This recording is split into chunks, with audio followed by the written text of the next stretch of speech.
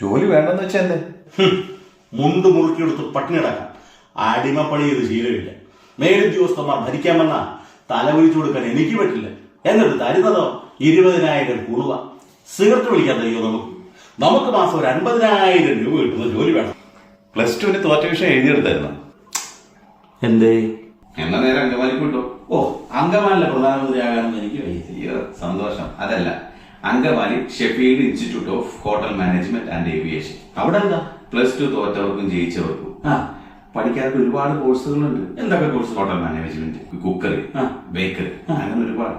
ഇന്ത്യക്കകത്തും പുറത്തും ഒരുപാട് ജോലി സാധ്യതകൾ. മാസം 50,000 രൂപ സേവ് ചെയ്യാൻ പറ്റുന്ന ജോലികൾ. നോക്കൂ. വെയിറ്റ് ചെയ്യണ്ട.